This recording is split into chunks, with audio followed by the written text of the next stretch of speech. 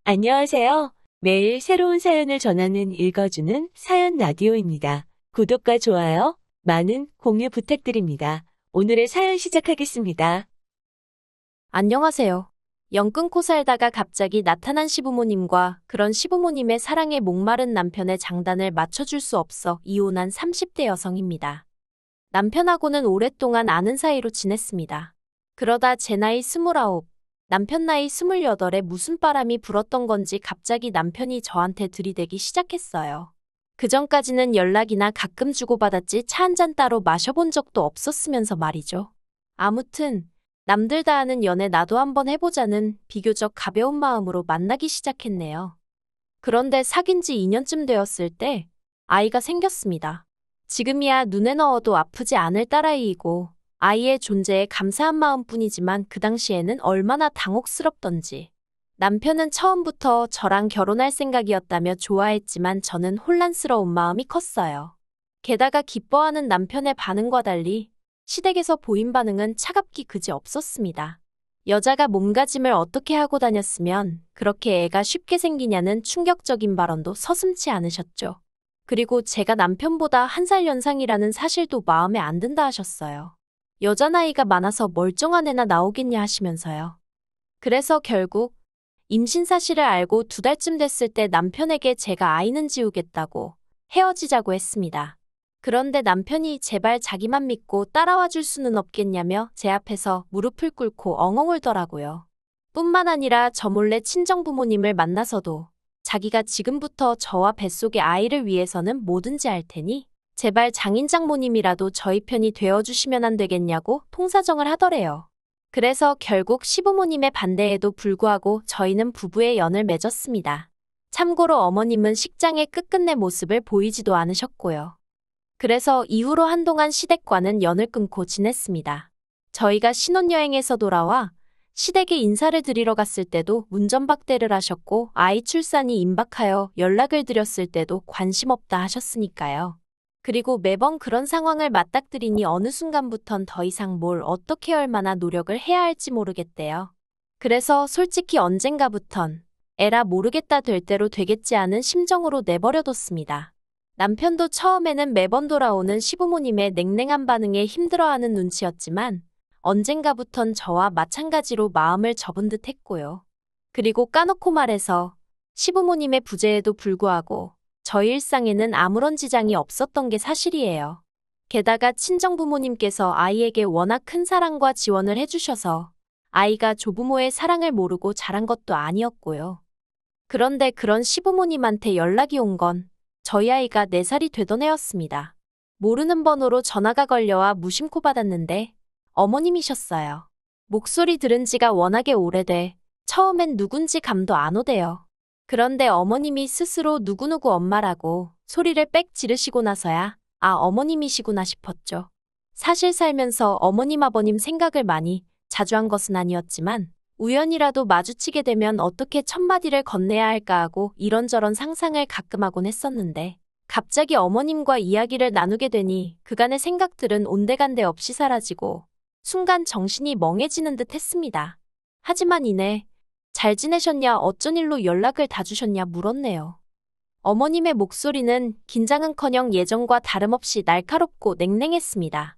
그리고 꺼내신 첫마디가 먹고 살만하냐는 거였어요. 당시 저희 남편은 친정아버지 회사에서 일을 배우고 있었고 저는 프리랜서 작가로 일했거든요. 벌이는 둘이 먹고 사는 데는 충분한 수준이었고요. 그래서 제가 나쁘지 않아요라고 대답을 했더니 어머님은 잘났다 하시며 빈정거리시는 거예요. 정말 변한 게 하나도 없으셨지요.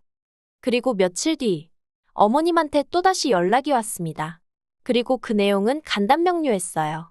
이제껏 아주버님이 생활비를 주셨는데 이제 못 준다고 하니 저희더러 내놓으라고요.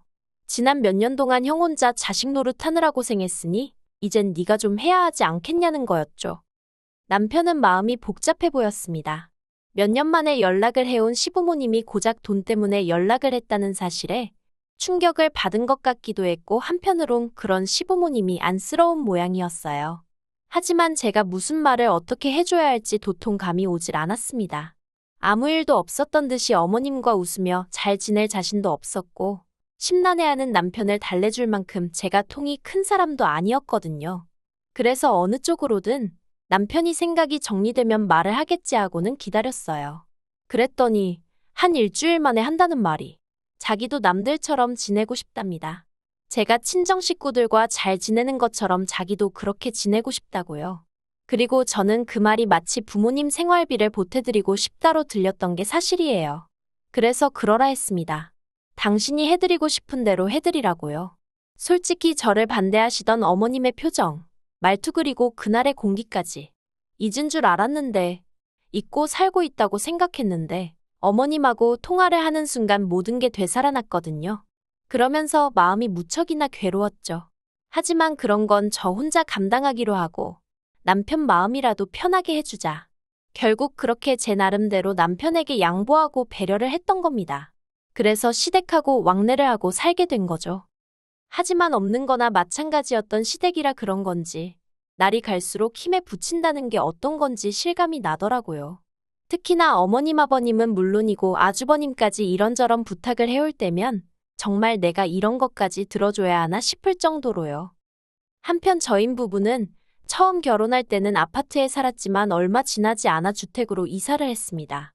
이사를 하게 된 이유는 여러 가지가 있었지만 일단 딸애가 아토피가 있었고 남편이 다니던 회사에서 해고를 당했거든요. 그런데 업계가 워낙 좁다 보니 소문도 좋질 않아서 재취업이 쉽지가 않대요. 그리고 그 사실을 알게 되신 친정아버지가 남편을 거둬주셨습니다.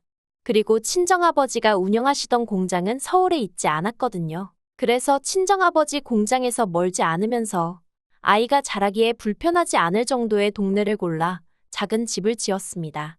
2층짜리 주택으로 손녀를 위한 거라며 친정아버지가 목돈을 보태주셨고 이후로는 벽지 하나 장판 하나 제 손길이 미치지 않은 곳이 없었을 만큼 공을 들여 지은 집이었지요. 그런데 어머님과의 연락 이후로 얼마간 흘렀을 때였어요. 어머님이 대뜸 집은 언제 보여줄 거냐 물으셨는데 솔직히 저는 집까지 공개할 만큼은 마음의 준비가 되어 있지 않은 상황이었거든요. 하지만 남편은 달랐던 모양입니다. 뭐랄까, 나름대로 인정을 받고 싶은 눈치였죠. 그리고 그래서인지 남편은 우리가 얼마나 열심히 살았는지 보란듯이 보여주자면서 저를 설득하려 들대요. 그리고 결국 그렇게 시부모님이 저희 집에 오셨습니다. 아주버님네 식구들까지 전부 다 대동하고 말이에요. 그런데 어쩜 아무리 아들 집이라지만 엄연히 남의 집인데 그래도 그렇지 누구 한 명 뭐 하나 사들고 온 사람이 없었습니다. 저는 그래도 나름대로 시댁 식구들이 온다는 생각에 마음이 쓰여서 이것저것 음식도 만들어두고 한 상황이었는데 말이죠. 게다가 다들 짝이라도 한 건지 빈손으로 와서는 집안은 또 어찌나 꼼꼼히 둘러보는지 누가 보면 저희 집 사러 온 줄 알겠더라니까요. 그래도 좋은 게 좋은 거다 생각하고 싫은 티 내지 않고 있었어요. 그리고 식사를 하면서 이런저런 이야기를 나누게 되었는데요. 어머님이 대뜸 이 집은 누가 샀냐, 누구 명의로 되어 있냐 그런 걸 물어보시더라고요. 그리고 저는 제 명의로 되어 있지만 친정아버지가 많이 도와주셨다고 대답하려고 했어요. 그게 사실이었으니까요.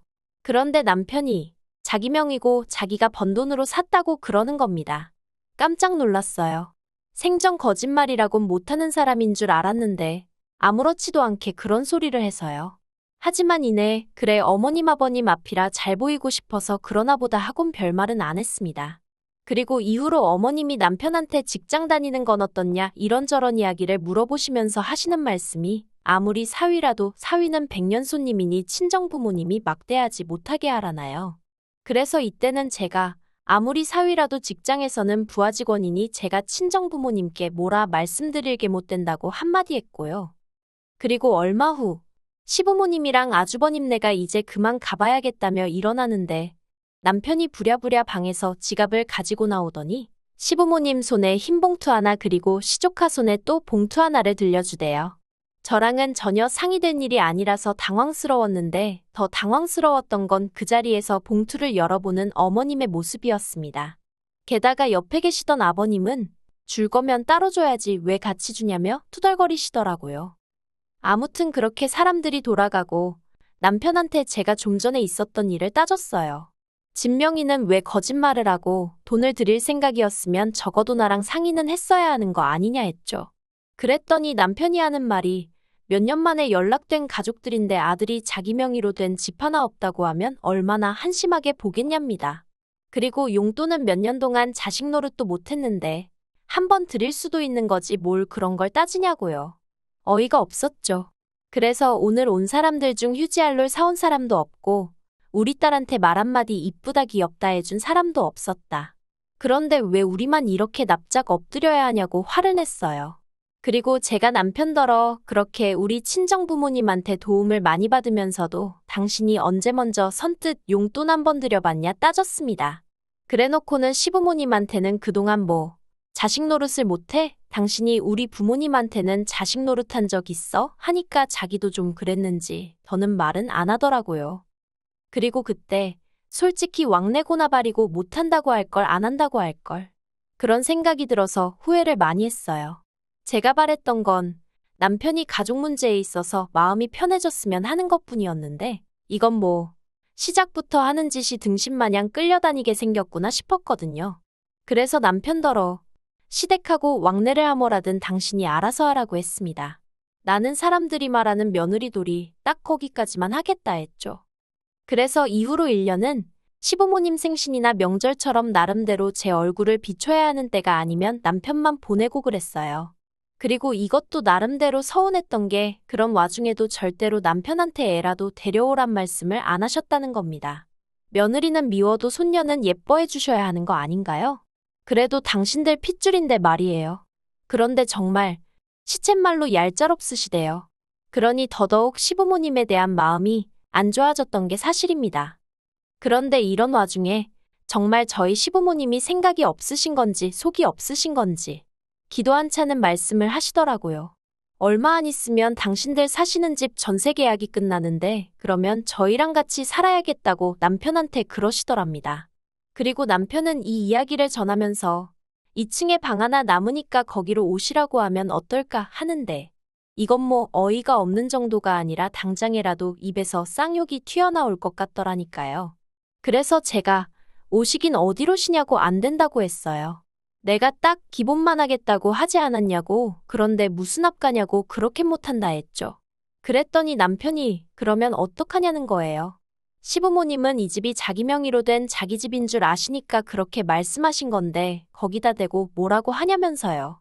그래서 제가 잘못 말씀드렸다고 솔직히 털어놓으라 했습니다. 그때는 그냥 말이 헛나온 거고 실은 와이프 명이다. 거기다 장인어른이 엄청나게 보태주셔서 내가 말할 처지가 못 된다 하라고요.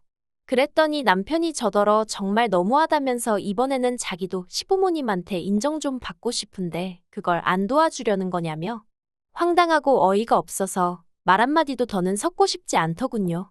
그래서 너는 떠들어라 나는 모르겠다 하고 먼저 자리에서 일어났습니다. 그리고는 딱 한마디만 덧붙였어요.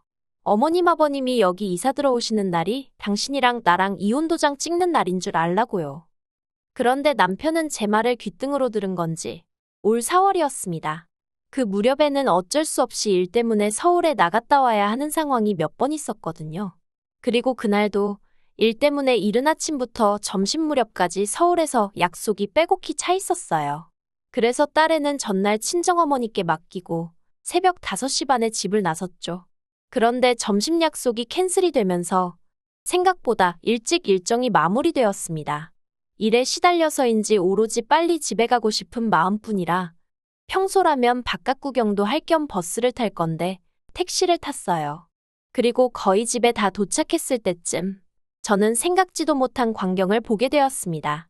집 앞에 웬 이삿짐 차량이 와 있었고 보아하니 이제 막 짐을 내리기 시작한 듯 하더라고요. 그리고 그 앞에는 뭔가를 지시하는 저희 남편과 시부모님이 계셨죠.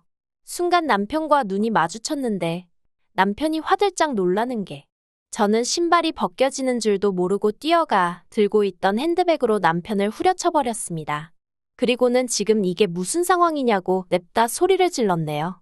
그랬더니 어머님이 제 머리채를 잡으시곤 이게 미쳤냐며 뭐하는 짓이냐입니다. 그리고 솔직히 저도 머리채가 잡혔으니 아팠을 거 아니에요. 그러니 본능적으로 어머님을 밀치듯 떼어냈어요. 그러자 이번엔 다시 남편이 저더러 진정 좀 하라며. 그래서 제가 이삿짐 센터 직원들한테 이거 지금 이 집으로 이사 들어가는 거냐니까 그렇답니다. 어이가 없어서 내가 집주인이라고 오늘 여기 이사 계획 없다고 했죠. 그러자 직원들도 분위기가 이상하단 걸 알아챘는지 어수선해지더니 그럼 이거 다 어떡하냐입니다. 그래서 가지고 온 주소로 돌려보내던지 알아서 하라고 했어요. 아무튼 내 집에는 못 들인다고요. 그리고는 남편더러 내 말이 우습냐고 했습니다. 어머님 아버님 모시고 오는 날 이혼이라고 하는 게 농담인 줄 알았냐고요. 그런데 그런 상황 속에서도 어머님은 저더러 네가 뭔데 내 아들 집에 내가 들어간다는데 난리냐며 저더러 꺼지라는 거예요. 그래서 제가 어머님더러 아드님이 말 안 하더냐고 이 집 제 집이라 했어요. 저희 친정아버지가 무지막지하게 도와주셔서 산 제 집이라고요. 그랬더니 남편이 저더러 입 조심하라면서 악을 쓰대요. 그리고는 뭐라더라. 집만 제 명의일 뿐이지 자기 지분이 왜 없냐입니다. 부부간의 명의가 무슨 소용이냐면서요. 자기도 자기 주장할 권리가 있다나 어떻다나. 말 같지도 않은 소리를 신나게 떠들더라고요. 그래서 또 너는 떠들어라 하고 내버려두곤 대문 잠궈버렸어요. 그리고는 경찰 부르기 전에 전부 다 눈앞에서 사라지라 했죠. 그런데 이후로 어머님 아버님은 결국 그 짐을 다 싣고 아주버님네로 가셨는데 이제 아주버님 처 그러니까 형님이 난리가 났던 모양이에요. 남편 말이 저 때문에 그 집도 지금 이혼한다 소리가 나왔다며 형수가 저를 가만 안 둔다고 벼르고 있다나요? 그래서 저도 자기가 가만 안 두면 별 수 있냐 받아쳤어요. 그러자 남편이 한다는 말이 언제까지 어머님 아버님한테 그렇게 꽁에 있을 거냐입니다. 세월도 흘렀고 이제 우리도 자식돌이 하면서 살아야 할 것 아니냐면서. 그래서 받은 사랑이 없는데 도리는 못하러 해야 하는지 모르겠다고 했네요. 막말로 당신이야 어머님 아버님이 낳아주고 키워주시기라도 했지. 나는 돈 1,000원 받아본 것도 없고 그렇다고 며느리로 인정을 받은 것도 아닌데 내가 이제 와서 뭐가 아쉽다고 그러겠느냐고요. 그리고는 남편더러 그렇게 아들 노릇하고 싶으면 내 남편 노릇, 당신 딸 아빠 노릇은 포기하라니까. 그러겠답니다. 솔직히 이때는 저도 충격이 컸어요. 남편 노릇이야 홧김에 때려친다 해도 어떻게 아빠 노릇도 그만두겠다고 하는 건지. 하지만 뭐 늦게라도 효자 아들이 되고 싶다는데 제가 무슨 수로 말리나 싶대요. 그래서 깔끔하게 협의 이혼했고 모든 게 마무리가 되자 친정아버지가 남편을 해고하셨습니다. 남편이 저희 아버지더러 장인어른은 공과사도 구분을 못하시냐 악을 썼는데 저희 친정아버지가 공과사고나 바리고 내 딸 가슴에 대못질한 놈한테는 10원짜리 하나도 아깝다며 막말로 너가 무슨 잘난 인재도 아닌데 내가 너깟 거를 왜 데리고 있어야 하냐고 듣자 하니 아주 자존심을 갈기갈기 찢어놓으셨더라고요. 어휴, 이제 지 밥벌이도 못할 텐데 효자 노릇은 무슨 수로 하려나 궁금하네요. 긴 이야기 들어주셔서 감사합니다. 오늘의 사연은 여기까지입니다. 구독과 좋아요, 알람 설정해주시면 앞으로 더 좋은 사연으로 찾아오겠습니다. 감사합니다.